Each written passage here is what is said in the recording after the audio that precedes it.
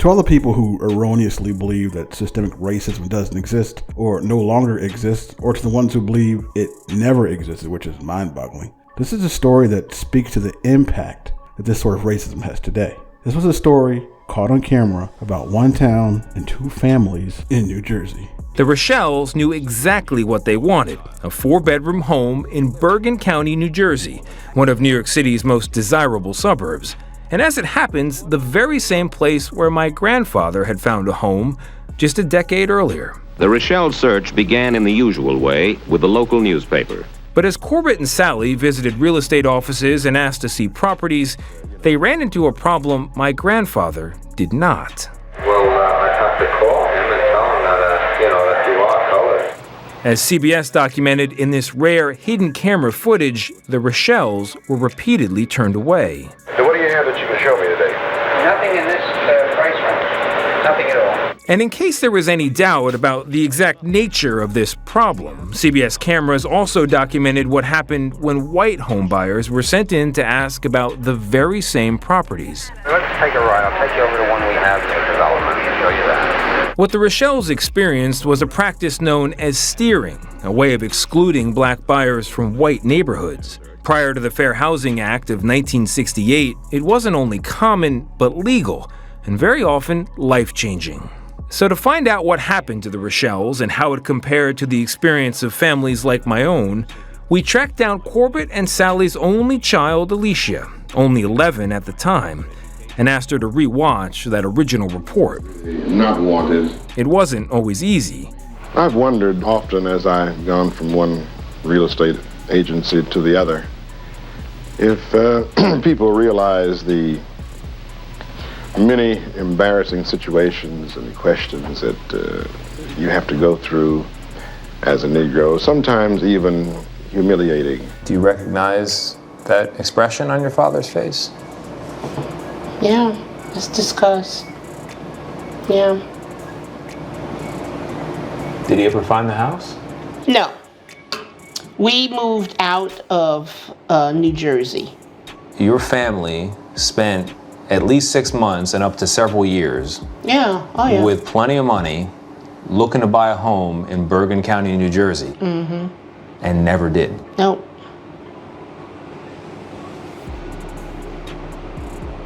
Nope, he sure didn't. What that means is the Rochelles missed out on one of the biggest real estate booms in the country. Home prices in Bergen County have jumped as much as 6-fold, even after correcting for inflation.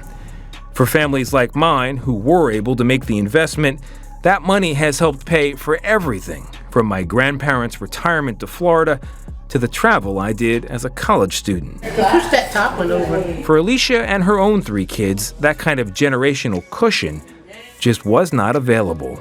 There wasn't a whole lot planned for them. They had no insurance. It was, yeah. Did you say your parents died with no money? No money. No money? Mm-mm. Wow. And it's really sad, but it is what it is. What do you do with the fact that this house that they could not buy in Bergen County is almost definitely worth $750,000 or even $1 million today, and your family doesn't have it because of nothing more than racism? Yeah. Well, there's a lot of things that we haven't had because of racism. Yeah. The house is just a very small part of it. That's a lot of money, though. It may be, but money's not everything. So when you think of this whole story, and you think of your folks here who had all the money they needed to buy a home in one of the hottest housing markets in the country and were denied only because of the color of their skin, what kind of story is this? I don't know. It's a story of our country. And joining us now to talk about this is Tony DeCopel. So Tony, what I loved about your story, and I told you this the day that it aired on CBS Mornings, is a lot of people think about this stuff and they think of it in terms, or in their minds, it's ancient history. It happened long ago and it doesn't have any bearing on me or my family. But the reality is that this is not ancient history. This is living history. That's right, Vlad. And in fact, you've touched on what the real purpose of this story and the earlier story I did about my grandparents' experience in Bergen County. They're really stories about a word no one wants to use, an R word, and I'm not talking about racism, I'm talking about reparations. It took 40 years just to get a bill to move a little bit so we could study the question of whether there need to be payments made to address the sin of racism and then discrimination that followed. And when that's dismissed, and it's not a popular idea politically, when it's dismissed, it's often dismissed, to use that phrase you did, as ancient history. No one alive today is a slave owner, and therefore we can move on and just do better in the future. And what I realized in researching these stories, and what I hope that viewers would be able to take away from this, is that we may still decide politically, for whatever reason, to do nothing, but we cannot pretend that the repercussions are behind us and ancient. They are now. What's powerful about this story is I'm talking about my grandfather. I inherited money from that man. That man got a house in an area that grew tremendously for white people who were able to get in there, and did not grow for the many hundreds, if not thousands, an unknowable number of black people who were not able to get in there. And confronting that simple fact in this one county, which is, by the way, representative of all kinds of other counties around every big city in America, is an important thing to do.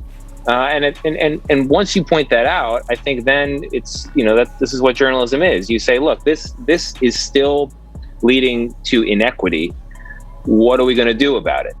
You see, transgenerational wealth, the wealth that's passed down from our family, wasn't realized with the black family, but it was realized with the white family, where the proceeds from the appreciation of real estate not only paid for the retirement, but helped out the reporter while in college. Just remember, these sort of practices like redlining and steering were happening not just in this town, but all over, and they helped to keep the wealth out of the hands of blacks in this country.